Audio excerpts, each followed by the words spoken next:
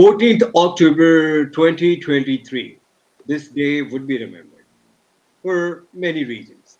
वो क्या है उनके बारे में आज हम बात करेंगे, खुल के बात करेंगे, क्योंकि पाकिस्तान और इंडिया दोनों का जो पर्सपेक्टिव है वो सामने होना चाहिए। पाकिस्तान के पर्सपेक्टिव के लिए तो मुझे ही जो है वो बकरा बनना पड़ेगा, क्योंकि बहुत खराब परफॉर्मेंस दी है पाकिस्तान ने और डिफेंड नहीं किया जा सकता। और इंडिया क्या कहने, डिवाइन सेन हमारे साथ मौजूद है, उनसे बात करेंगे। कॉम्प्रिहेंसिव सबसे पहले तो जो विक्ट्री है उसकी बहुत बहुत मुबारकबाद। 117 गेंदें यानी तकरीबन 20 ओवर्स पड़े थे। कुछ उधर माहौल का बताएं कि कैसे था इंडिया में, कैसा जश्न मनाया गया है। नहीं देखिए, वैसे भी मतलब वर्ल्ड कप के टाइम पे अभी काफी एक्साइटमेंट चल रही है, इंडिया की अच्छी शुरुआत रही है एंड ऑब्वियसली मतलब इट गोज विदाउट सेइंग कि पाकिस्तान को जब हराया जाता है तो बहुत ज़्यादा ही माहौल खुशनुमा बन जाता है। काफ़ी सारे यहाँ पे मतलब जहाँ पे मैं हूँ बैंगलोर में, वहाँ पे तो बहुत ज़बरदस्त बारिश हुई है रात को, तो पटाखे फोड़ने का ज़्यादा लोगों को मौका नहीं मिला, लेकिन बाकी पूरे इंडिया में काफ़ी दोस्त लोगों ने भेजे कि पटाखे वटाखे उन्होंने फोड़े। I think more than anything is बहुत सही कहा आपने, कॉम्प्रिहेंसिव विक्ट्री है, बहुत एम्फैटिक विक्ट्री है और बता रही है कि ये इंडियन टीम काफ़ी स्ट्रांग है। पाकिस्तान के नज़रिए से अगर देखें तो बहुत डिसअपॉइंटिंग था, लेकिन ऑनेस्टली मतलब मैं थोड़ा सा सिंपथाइज उनके साथ कर सकता हूँ कि ऐसा जो माहौल था ये शायद वर्ल्ड क्रिकेट में अनप्रेसिडेंटेड है कि आप एक पूरे लाख से भी ज़्यादा दर्शक देख रहे हैं और आपके पास कोई अपने सपोर्टर्स नहीं है, अपने ट्रैवलिंग फैंस नहीं है, जर्नलिस्ट इतने कम गए हैं। तो ये बहुत अनफॉर्चुनेट एक सिचुएशन था, लेकिन फिर भी जैसे उनके कोचिंग स्टाफ ने भी ये बात कही, ये एक अनप्रेसिडेंटेड सिचुएशन था, लेकिन हाँ चैंपियन टीम्स को ऐसी चीज़ों से भी उभरना पड़ता है। ऐसा आज नहीं कर पाई पाकिस्तान, लेकिन मैं आज टेक्स्ट कमेंट्री पे था ESPN क्रिकेट इन्फो हिंदी पे, तो मैंने शुरुआत में ये कहा था कि जो बॉर्डर के दोनों साइड के फैंस हैं उनको ये याद रखना चाहिए कि ये एक सिर्फ एक मैच है, और चूंकि दोनों टीमों का शुरुआत जो है वो इतना अच्छा रहा है कि loss today will not mean the end of the world, क्योंकि आपको अभी भी सेमीफाइनल में पहुंचने के आपके पूरे आसार हैं। तो हिम्मत मत हारिए, और जो जो हारे हैं वहां से सीख लीजिए, और जो विनिंग टीम रही है उसको भी थोड़ा हम्बल रहना पड़ेगा, उसको भी देखना पड़ेगा कि अभी भी हमारे पास वो परफेक्ट गेम नहीं है और भी इम्प्रूवमेंट्स हो सकती हैं। आपने सीखने की बहुत अच्छी बात की है। सीखा तो इंसान जो है पूरा जिंदगी भी जो है वो कहे कि मैं सीख चुका हूँ तो वो गलत कहेगा, hmm. Because you hmm. Are always learning. Pakistan team को अगर एक आप क्वेश्चन दे सकते हैं तो वो ये जरूर है कि बहुत ज्यादा तजर्बा नहीं है। If you consider hmm. The Indian team which has a few greats already like Virat Kohli, Rohit Sharma is there, Bumrah is pretty much there and quite some experience now as well. Pakistan हम्म। के जो लड़के हैं उनमें कई ऐसे हैं जो बिल्कुल ही ज्यादा एक्सपोजर इस तरह का नहीं रखते, और इंडिया में जैसे आपने बताया इतना क्राउड आया तो उसका भी तो एक असर होता ही है। नहीं बिल्कुल, मैंने जैसे बिल्कुल शुरुआत में कहा कि आई थिंक थोड़ा सा सिंपैथी रहता है पाकिस्तान की टीम के लिए, क्योंकि बहुत इंटिमिडेटिंग एटमॉस्फेयर है जब 1 लाख से ऊपर लोग हैं और वट एवर 99.5% पूरी तरह आपके अगेंस्ट डाइस लोडेड है, तो ऑब्वियसली एक बहुत बहुत डिफिकल्ट सिचुएशन होता है। तो मैं जैसे आपको बता रहा था कि मैंने आज का मैच पूरी तरह से वर्ल्ड फीड से देखा, तो वर्ल्ड फीड पे बाद में कमेंट्री में शायद रवि शास्त्री कह रहे थे कि मुझे पाकिस्तान के वार्म अप्स में लगा कि वो थोड़े से रिलैक्स नजर आ रहे हैं, लेकिन जो सेम वार्म अप्स हमें भी दिखते हैं, हालांकि वार्म अप्स आज नहीं थे क्योंकि वो काफ़ी सारे कल्चरल प्रोग्राम्स थे। तो जो पाकिस्तान की टीम आई थी वो शायद इंडियन टीम से थोड़ी देर पहले पहुंची थी, क्योंकि जो बिल्कुल पहले ब्रॉडकास्ट इंटरव्यू था वो शादाब खान का था।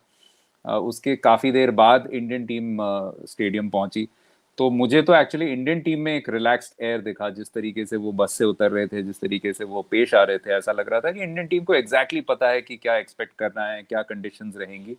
पाकिस्तान में एक नर्वस एनर्जी थी। पाकिस्तान में अगर आपने टॉस में प्रेजेंटेशन में या टॉस में देखा हो, बाबर आजम भी थोड़े से नर्वस नजर आ रहे थे, तो वहीं से पता चल रहा था। एंड आई थिंक ये नहीं भूलना चाहिए कि टॉस एक बहुत बड़ा फैक्टर था, क्योंकि हमने फर्स्ट मैच जो इनॉग्रल मैच था वर्ल्ड कप का उसमें भी देखा था कि किस तरीके से दूसरे हाफ में बहुत डिफरेंट कंडीशंस होती है। पहले हाफ में गेंद थोड़ी सी रुक के आती है, इसी वजह से एज अ बैटिंग टीम आपको एग्जैक्टली पता नहीं होता कि क्या एक सेफ टोटल बन सकता है, और बहुत आसानी से न्यूजीलैंड वो मैच भी जीता था। तो मैक्रो पिक्चर को देखते हुए इससे पहले हम एक्स स्पेसेस भी हमारे कर रहे थे क्रिकेट इन्फो हिंदी में, तो मैं यही बोल रहा था कि मोर देन काफी लोग डिसअपॉइंटेड थे कि देखिए रोमांचक मुकाबले की उम्मीद थी, वो नहीं हुआ, बहुत वन साइडेड हो गया। मैंने कहा कि देखो वो सब ठीक है, वो अपनी जगह है, लेकिन अगर मैं इसको मैक्रो पिक्चर में देखूं तो मेरे लिए थोड़ा सा वरीसम है कि 19 नवंबर को यहीं पे मैच भी होना है, फाइनल। तो फाइनल भी अगर पूरी तरह से टॉस के आधार पे एक टीम के बहुत ज्यादा फेवर में चले जाए, तो ये थोड़ी ज्यादती होगी। I think which ever team loses the toss in the final, hopefully the conditions will be a little more even, वरना काफी वन साइडेड हो सकता है वो फाइनल भी, which will be a very big shame, क्योंकि अब तक इस वर्ल्ड कप में रियली एक्साइटिंग मैचेस के नाम पे बस एक वो पाकिस्तान श्रीलंका ही था, और वो भी बहुत वन साइडेड हो गया था एक टाइम के बाद। तो ये वर्ल्ड कप अब तक थोड़ा सा अंडरवेलमिंग ही रहा है काफी मायनों में। होपफुली ऐसे आगे नहीं होगा, और as the pitch is wear off, और टीम्स भी थोड़ा सा खेल का जो है कंडीशंस उनको मालूम हो जाता है, हम्म। और शुरू में रिलैक्स क्रिकेट खेली जाती है। Obviously when you are playing for the sports, तो I think it's a different ball game. थोड़ा सा इस गेम को जो है एनालाइज कर लेते हैं। इसकी शुरुआत पे शुरू करते हैं। पाकिस्तान का एक अच्छा सेफ स्टार्ट मुझे लगा हुआ। अब्दुल्ला हम्म। और इमाम ने अच्छे रन्स जोड़े शुरू में। अब्दुल्ला को कैसे देखते हैं? आई थिंक काफी इंडियंस, मैं कुछ कलीग से भी बात कर रहा था, वो भी बहुत इम्प्रेस थे। उन्होंने शायद इतना ज्यादा उनको इससे पहले देखा नहीं है, इंटरनेशनल क्रिकेट में खासकर इतना ज्यादा नहीं देखा है। तो बहुत कूल एंड काम एंड कंपोज लगते हैं, बहुत टेक्निकली करेक्ट लगते हैं। आई थिंक जो बॉल उन्हें मिली, not many good batters would have done too much about it. और यहाँ पे हमें तारीफ करनी चाहिए इंडियन बॉलर्स की, क्योंकि अगर आप देखें पहले 3 या 4 ओवर में ही शायद 20 या 22 रन ऐसे कुछ जुड़ गए थे। और उसके बाद जिस तरीके से दोनों ने, एक तरफ जसप्रीत बुमराह, दूसरी तरफ मोहम्मद सिराज, जिस तरीके से उन्होंने पुल बैक किया, वो बहुत बहुत काबिले तारीफ था। वो बताता है कि ये कितने हाई क्वालिटी सीमर्स हैं। क्योंकि जब आप जानते हैं कि पिच में ज्यादा कुछ नहीं है, ज्यादा बाउंस नहीं है, स्विंग के लिए भी आप जब भी कोशिश कर रहे हैं तब ज्यादा ओवर पिच करके आप बाउंड्रीज दे रहे हैं, तो जिस खूबसूरती के साथ इन दोनों ने अपने लेंथ को थोड़ा सा पुल बैक किया, बिल्कुल स्टंप टू स्टंप बॉलिंग की, वो एक अपने आप में एक मास्टर क्लास थी कि कैसे आप ऐसे सिचुएशंस में अपने आप को क्लॉ बैक कर सकते हैं। तो मेरे हिसाब से यही था कि पाकिस्तान लगातार अच्छी बल्लेबाजी कर रही थी till that point that they got to that 155 for 2, और शायद वो एक जो डैप डाउन टू थर्ड करने गए थे बाबर आजम, वो एक शॉट उन्हें शायद हॉन्ट करेगा, क्योंकि वो एक बहुत बड़ा सिग्निफिकेंट टर्निंग पॉइंट साबित हुआ। And I think this links beautifully with what you were saying कि पाकिस्तान की टीम में एक्सपीरियंस बहुत ज्यादा नहीं है। तो मुझे लगा ऐसे बाहर से देखते हुए कि वहां पे बहुत ज्यादा पैनिक सेट इन कर गया शायद उनके ड्रेसिंग रूम में। और मैं again it's a very bad thing to boast about, लेकिन मैच से पहले मैं कह रहा था कि even though it's a very flat pitch, मुझे लग रहा है कि पाकिस्तान 180 से ज्यादा नहीं बना पाएगी। तो जब 150 पार हो गए थे तो काफी सारे लोग टांग खिंचाई भी मेरी कर रहे थे, लेकिन मैं कह रहा था कि देखिए they are just one collapse away. तो उसके बाद जब हुआ तब लोग ऐसे मतलब बहुत मजाक कर रहे थे कि भाई आप पुरुष नहीं महापुरुष हैं, वही वाला डायलॉग। तो वही है कि I think it was a pressure game, और वो प्रेशर हैंडल नहीं कर पाई पाकिस्तान। तो more than technical skills, I think it was the mental skills which were lacking in their batting performance particularly.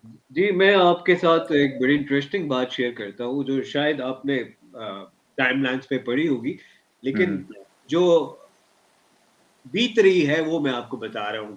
वो ये है कि जो लोग हैं हमारे, वो सारे बाबर आज़म पर चढ़ चुके हैं कि ये गलत टाइम पे आउट हो गए, और रिजवान ने भी ये नहीं किया, वो नहीं किया। हम्म। लेकिन मैं यहाँ पर अज्यूम करता हूँ, मैं उनका कोई केस डिफेंड नहीं कर रहा, बट जहाँ पे वो गए थे तो 20 ओवर्स पड़े थे। आपका जो मिडिल ऑर्डर है, जिसकी आपने क्लैप्स की बात की, तो हम्म। उसमें चाहे सऊद है, इफ्तिखार है, शादाब है और नवाज है, कुछ भी तो नहीं कर पाए। अगर ये बिल्कुल अपनी कॉमन सेंस वाली क्रिकेट खेलते, तो शायद वहां पर 80-100 रन भी अगर जुटा पाते, तो शायद वो जो टारगेट होता 260 280 का, तो कुछ ज्यादा फाइट नजर आती, और इंडिया की अगर एक विकेट ऊपर जल्दी निकल जाती, तो कम से कम मुकाबला तो देखने को मिलता। यस, आई थिंक इसमें भी दो फैक्टर्स हैं। एक है कि जो जो आपने बात की इनएक्सपीरियंस की, और दूसरी तरफ फिर से हमें क्रेडिट देनी चाहिए कि इंडियन बॉलिंग, और खासकर रोहित शर्मा की कप्तानी, यस। क्योंकि उन्होंने उस लगभग हर टाइम उन्होंने सही मोमेंट को सीज किया। उन्होंने देखा कि इन दोनों के बीच और बहुत अच्छी साझेदारी बन रही थी बाबर और रिजवान के बीच, तब वो सिराज को लेके आए। और सिराज का जो पहला ओवर दूसरे स्पेल का था वो बहुत एक्सपेंसिव था। तो कोई भी और कप्तान होता शायद वहां पे थोड़ा सा पेशेंस खो देता, लेकिन उनको एक और ओवर के लिए लाए, उन्होंने बाबर का विकेट निकाला। अब एक और जो हम ESPN क्रिकेट हिंदी में क्या करते हैं, हम हर मैच के बाद रेटिंग्स करते हैं। तो रेटिंग्स में मैंने जानबूझ के कुलदीप यादव को एक्चुअली मैक्सिमम रेटिंग्स दिए, क्योंकि I thought he was India's best bowler by far. Player of the match भले ही जसप्रीत बुमराह को मिला हो, लेकिन कुलदीप यादव जिस टाइप की बॉलिंग मिडिल ओवर्स में कर रहे थे, उससे एक्चुअली बाबर और रिजवान भी कुछ नहीं कर पा रहे थे। बहुत उन्हें बहुत ध्यान से खेलना पड़ रहा था, और सिंगल डबल करके ही निकाल रहे थे। मतलब बाउंड्री स्कोरिंग अपॉर्चुनिटीज बिल्कुल उन्होंने ड्राई अप कर दी थी। दूसरे साइड से रविंद्र जडेजा भी अच्छी बॉलिंग कर रहे कुछ थे। ज्यादा प्रेशर सोक अप करने की जरूरत थी, थोड़ा सा आगे कदमों का इस्तेमाल लेकर सिंगल डबल के लिए नाच करते और इस तरह की नहीं खेलते, rather than getting just walk down. I think यहाँ पे क्रेडिट देनी चाहिए कुलदीप को, क्योंकि उन्होंने बिल्कुल सिचुएशन के हिसाब से बॉलिंग की, क्योंकि दोनों सेट बल्लेबाज थे उस वक्त। कुलदीप, अगर आप देखें, उनकी जो स्पीड्स थी वो थोड़ी सी ज्यादा तेज थी, उनकी जो ट्रेजेक्टरी थी वो ज्यादा फ्लैट थी। तो ऐसे में, और स्पेशली क्योंकि वो इतने अच्छे वेरिएशंस करते हैं, जब बैट्समैन पूरी तरह से श्योर नहीं है, जो आप कह रहे हैं कि अगर कदमों का इस्तेमाल करें, तो अगर आप पूरी तरह से रीड नहीं कर रहे हैं तो आप कभी भी वो कॉन्फिडेंस के साथ नहीं कर पाएंगे, क्योंकि आप हमेशा प्रेफर करेंगे कि हाँ, गेंद को टप्पा खाने दूं, टर्न करने दूं, उसके बाद खेलूं, क्योंकि दोनों में वो क्वालिटी है, बाबर और रिजवान में, कि वो लेट एडजस्ट कर सकते हैं। आई थिंक बाबर एक LB से भी बचे थे, जो अंपायर्स कॉल में वो बच गए थे, जहाँ पे नॉट आउट दिया गया था। तो वो भी बहुत करीबी मामला था, और उसमें भी क्रेडिट थी कि बाबर नॉर्मली स्वीप ज्यादा नहीं करते, वो रिजवान का ज्यादा get out of jail shot है, तो वो बाबर को फोर्स करवाया। ये भी एक क्रेडिट है कि जिस तरीके से बॉलिंग कर रहे थे कुलदीप। तो दोनों की गेंदबाजी बहुत अच्छी थी, और प्रिसाइसली जब वो विकेट गिरा, उसके बाद जसप्रीत बुमराह को लाना, आई थिंक वो भी एक बहुत बहुत अच्छा बड़ा मूव था।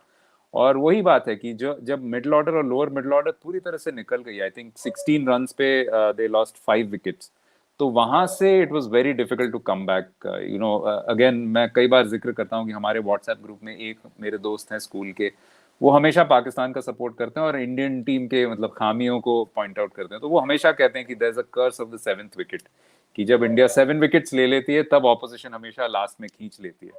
तो आज भी वो यही कह रहे थे कि भाई इट्स नॉट ओवर, पर मैं उनको ये बता रहा था कि देखिए, इंडिया की जो बॉलिंग है इस वर्ल्ड कप में, वो बहुत वेल राउंडेड है। तो स्पेसेस में भी यही बात हो रही थी, लोग पूछ रहे थे शार्दुल ठाकुर क्यों खेल रहे हैं, ये क्या हो रहा है, मतलब क्यों खिलाया जा रहा है उनको।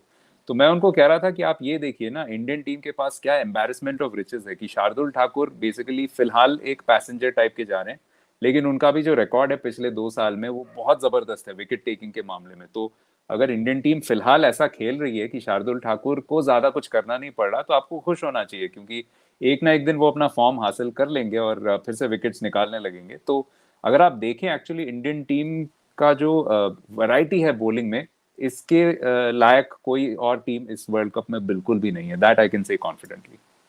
Yeah, no second opinion about that. What about Rohit Sharma?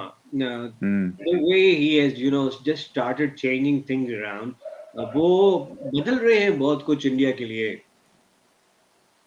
या वेरी इंटरेस्टिंग।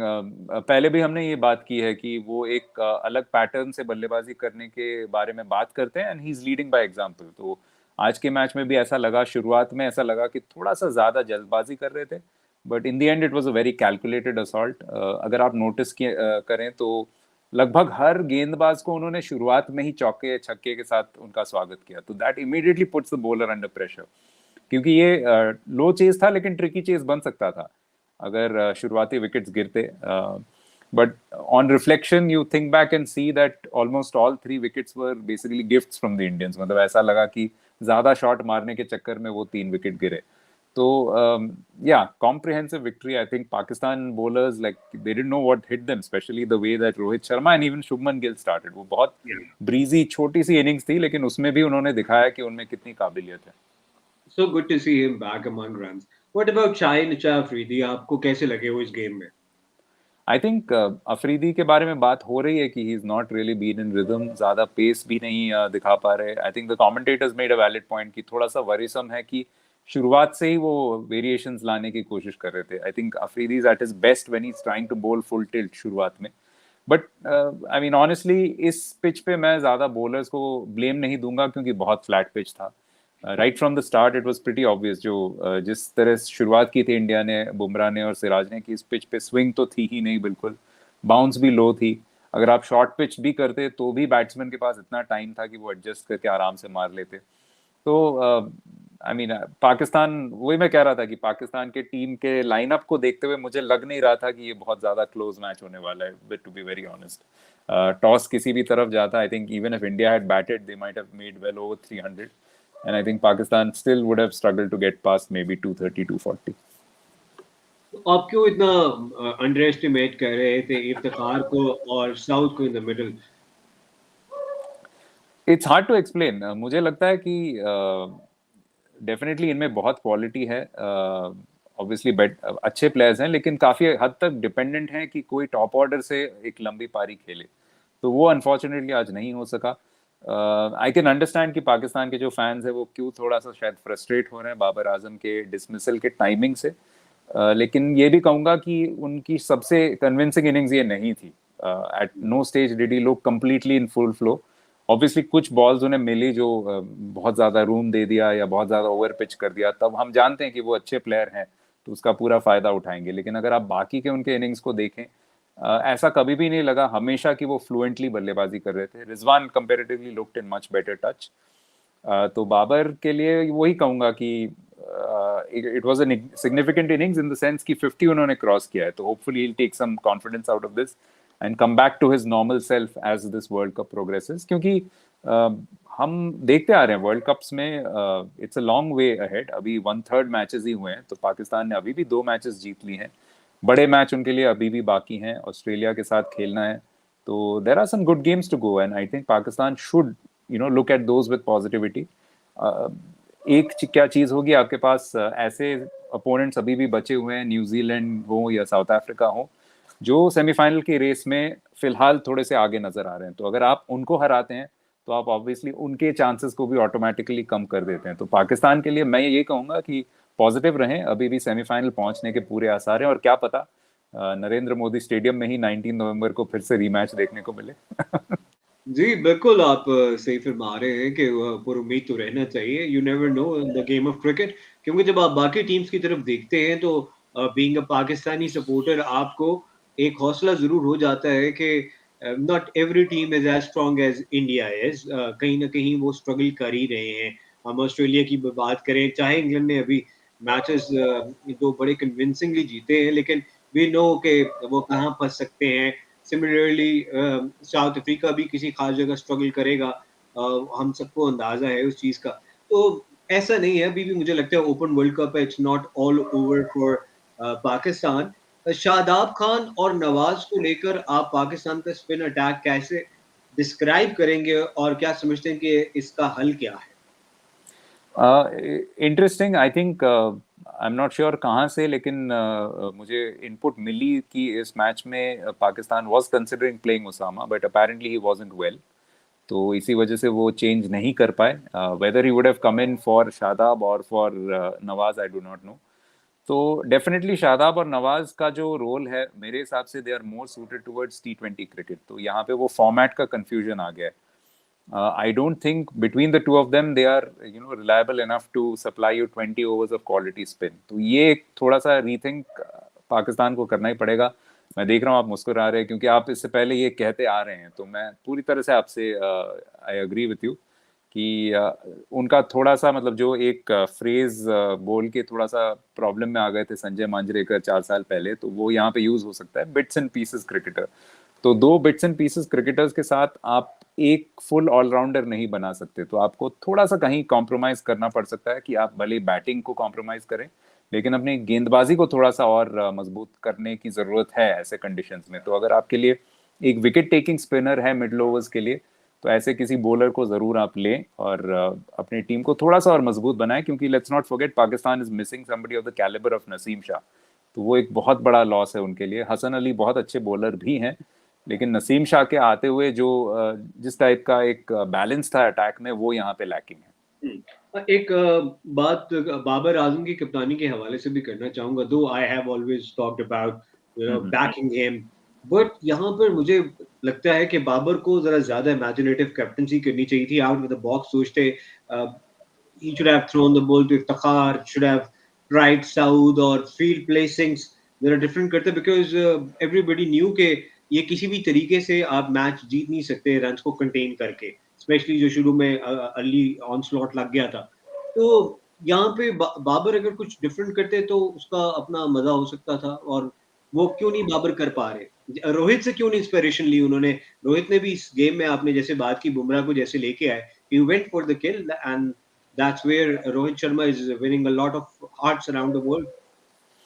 पॉसिबली आप सही कह रहे हैं कि थोड़ा सा कुछ अलग करने की सोच रह सकती थी, लेकिन टू बी वेरी ऑनेस्ट, जिस तरीके से इंडिया ने शुरुआत की थी वहां पे आई कैन अंडरस्टैंड कि एक कप्तान वैसे भी अंडर प्रेशर है, ऊपर से आपको पता है, देखिए बॉडी लैंग्वेज एक बहुत अजीब चीज है। और मैं इसी बात पे जो श्रीलंका वाला मैच था उसमें जब आई थिंक कुशल मेंडिस जब बल्लेबाजी कर रहे थे, I think he was the one no who made that breezy century. तो वो जब पिटाई कर रहे थे पाकिस्तान की, तो मैंने एक ट्वीट लिखा था, तो मैंने लिखा था कि Pakistan is a team which runs on emotion and at the moment it doesn't look good. मतलब ऐसा लग रहा था कि भाई आसार अच्छे नहीं है, अगर ये टीम इमोशनली एक नोज डाइव करने लगे तो इनके परफॉर्मेंस पे भी असर पड़ेगा। तो वहां से to be fair they must be given credit, उन्होंने बॉलिंग के साथ अच्छी कमबैक की। श्रीलंका उस दिन आसानी से 400 या 425 बना सकती थी, उसको 340 तक पहले सबसे पहले रोका, उसके बाद उसे चेज किया, जो अपने आप में एक विश्व रिकॉर्ड है, like you know world cup में एक रिकॉर्ड है नया। तो वहां पे उन्होंने सब सी चीजें अच्छी की, लेकिन आज उसका शायद वो असर पड़ा कि आप जब एक वन स्टेज में 155 फॉर 2 थे, जब लग रहा था कि आप 300 पहुंच सकते थे, जब वहां नहीं पहुंचे, वहां से बहुत पीछे रह गए, तो शुरुआत से ही आपकी जो बॉडी लैंग्वेज थी वो थोड़ी सी नेगेटिव थी। ऊपर से जो फर्स्ट बॉल जिस जिस तरीके से रोहित शर्मा ने उसे खेला, वो एक स्टेटमेंट था, मतलब not just from the Indian team but also to the Pakistan team, की हम ऐसे रुक रुक के नहीं खेलने वाले, हम पूरी तरह से आप पे अटैक करेंगे। तो इस सिचुएशन में आई थिंक थोड़ा वो जो इंग्लिश में फ्रेज है डियर इन हेडलाइट्स, वो हो ही जाता है किसी भी टीम के साथ। तो ऐसे में I won't blame Babar too much, उनको जरूरत थी कि उनके जो सीनियर बॉलर्स हैं उनमें से कोई एक स्टेप अप करे।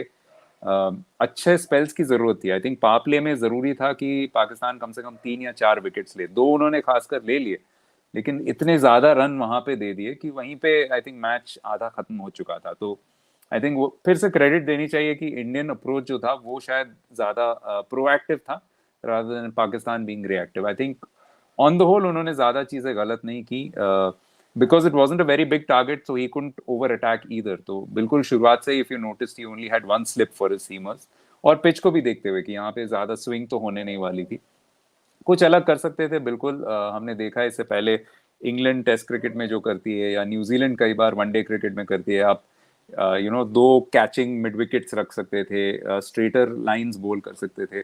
और मैंने जो आपके साथ जितने भी शोज किए हैं इसमें ये बात कही है कि इन पिचेस पे सबसे की फैक्टर है बॉलिंग अटैक के लिए पेशेंस। तो पेशेंस आपको रखनी पड़ेगी। इंडियन टीम ने आज दिखाई, इंडियन बॉलर्स ने, कि पेशेंस अगर आप रखें, विकेट टू विकेट बॉलिंग करते रहें, तो कहीं ना कहीं बैटर एरर कर सकता है। लेकिन somehow I think the Pakistani bowlers were a little too eager to bowl that magic ball, और वो यहाँ पे हो नहीं रहा था इस पिच पे। तो I think India just took advantage of that situation. आपके हिसाब से 11 में क्या चेंजेस हो सकते हैं और अप्रोच में क्या चेंज होना चाहिए, क्योंकि वो स्टार्ट अभी भी चल रहा है कि आई थिंक वेस्ट इंडीज के खिलाफ समटाइम इन जून 2022 इमाम hit the last 6 in a power play, तो ये एक बहुत स्टनिंग स्टैट है। और आई थिंक नहीं, वो 1000 या मुझे 1200 देखिए से भी ज्यादा बॉल्स हो चुके हैं। तो ये बस बताता है कि थोड़ा मतलब पाकिस्तान का जो वाइट बॉल अप्रोच है बैटिंग के तरफ, वो काफी आउटडेटेड है। तो यहाँ पे थोड़े से रीइन्वेंशन की जरूरत है। पता नहीं वो पर्सनल के चेंज से होगा या एटीट्यूड के चेंज की जरूरत है, I am not sure. Pakistan ने अपने आप को एक बड़े दलदल में फंसा लिया है, और बहुत बहुत मुश्किल होने जा रही है, क्योंकि ऑस्ट्रेलिया भी उस तरफ से एक घायल शेर बन के आएगा, क्योंकि उनको भी हर सूरत विक्ट्री चाहिए। वो अगर ये गेम पाकिस्तान से हारते हैं तो आप समझें कि वो टॉप 4 के पोजीशन से ऑलमोस्ट बहुत जल्दी जो है वो बाहर होने वाले हो जाएंगे। तो इसलिए I think they will come all guns blazing towards you. और पाकिस्तान ने हिस्टोरिकली ऑस्ट्रेलिया के साथ कोई बहुत ही अच्छी वर्ल्ड कप में अच्छी परफॉर्मेंसेस नहीं दिए हैं। बट यहाँ पर मुझे लगता है पाकिस्तान के पास वाहिद ऑप्शन यही है कि पाकिस्तान एक अप्रोच में चेंज लेके आए, और वो अप्रोच जो है बड़ी प्रोएक्टिव होनी चाहिए। जैसे अभी आपने एक स्टार्ट दिया कि शुरू में कोई 6 नहीं लगा इतने सारे टाइम से, तो उसमें एक जो ज़्यादा बड़ी बात मुझे परेशान कर रही है वो ये है कि nobody is taking towards the end, you know, जब आप शुरू में ठीक है, you will take a 60 or a 70 in the first 10 overs and you wouldn't really bother about कि कोई छक्का नहीं लगा, कोई बात नहीं, अगर तो वो पार स्कोर आप बना के दे रहे हैं आपको तो वहाँ पर मुझे लगता है कि जिस तरह पाकिस्तान ने श्रीलंका के खिलाफ प्लेस किया, तो it always works out like that, one of your batter, वो कहते हैं ना कि जब कोई सेट होके आता है तो उसके ज़्यादा कान खींचे जाते हैं रादर देन अगर कोई 10, 15, 20 पे आउट होके आए तो उसके इतने कान नहीं खींचे जाते। लेकिन अगर कोई 50-60 पे आता है तो उसको कहते हैं कि तुम तो सेट हुए हुए थे, तुम क्यों इस तरह आउट होके आए हो? ये तो एक बड़ा बुनियादी क्रिकेट का असूल है। आई थिंक कि यहाँ पे पाकिस्तान हर्ट हो रहा है और इससे पहले इमाम और फ़खर दोनों ही बहुत अच्छी पाकिस्तान के लिए परफॉर्मेंसेस देते आए हैं और बड़े रन्स किए हैं बट उनका रन जो है वो ड्राई हो चुके हैं। तो इस वज़ह से पाकिस्तान को अब बड़े मुश्किल डिसीजंस करने होंगे। आज बाय द वे इमाम बहुत अच्छा खेला। मुझे लगा कि वो अपनी गलती से आउट हुआ और वो भी एक पाकिस्तान के लिए टर्निंग पॉइंट था। उसको डीप डाउन लेके जाने की कोशिश करनी चाहिए थी। ही वाज़न्ट ट्रबल्ड एट ऑल क्योंकि उससे पहले उसको जो गेंद ऊपर आ रहा था तो उसपे वो स्ट्रगल करके आउट हुआ अदरवाइज़ तो ही वाज़ डूइंग ऑलराइट। तो आई थिंक ये भी पाकिस्तान के लिए एक प्लस है कि at least there is one less worry कि अब्दुल्ला तो रन्स कर ही रहा है, he looks in good nick, but then you have him as well. Okay, Babar is among runs, जैसे भी उसने रन्स किए, रन्स अहम होते हैं। Rizwan already is there, it's the middle order once again, ये शिफ्ट बैक हो चुका है मिडल ऑर्डर की तरफ फिर से। एक बड़ी परेशानी हर गेम में, ज़रूरी नहीं है कि आपको जो है वो इतने रन्स जितना टॉप ऑर्डर ने लगा के दिए हैं वो लेके दें। आपके ऊपर अगर बारी आ जाती है, तो अब आपने रन्स करने हैं और इंस्पिरेशन के लिए फिर बहुत सारे गेम्स हैं इनके पास जिसमें इंडिया की भरपूर उठान हुई। तो वो भी हमने देखा कि कैसे हार्दिक पांड्या और कृष्ण ने मिलके जो है वो रन्स किए और टीम को उठाया। तो आई थिंक यहाँ पर सऊद शकील के ऊपर बहुत भारी ज़िम्मेदारी आ जाएगी। मैं यहाँ पर एक चीज़ सोच रहा हूँ कि पाकिस्तान को शायद आउट ऑफ द बॉक्स सोचने की ज़रूरत है ऑस्ट्रेलिया के खिलाफ। फ़खर को अगर आप 5 या 6 पे लेके आ जाएँ, तो वो जो वन डायमेंशनल एक आपका मिडल ऑर्डर है, वो भी थोड़ा बदल जाएगा। He is a good hitter of the ball and I will have him in place of Saud और Iftikhar, now it's up to them. और जिस तरह से सऊद ने जो है वो प्रॉमिसिंग बैटिंग की है, तो उस वज़ह से शायद उनको एज करवाना पड़े आपको इफ्तिखार के ऊपर। तो ये पाकिस्तान को एक बड़ा डिसीजन करना है और डेफ़िनेटली पाकिस्तान को मौका देना होगा अब उसामा मीर को, who is a wicket taking option because जैसे आपने कहा कि बिट्स एंड पीसेस और वो भी 2-2, एक भी नहीं, यानी you have Shardul Thakur for you, let's say कि वो एक ऐसे प्लेयर है।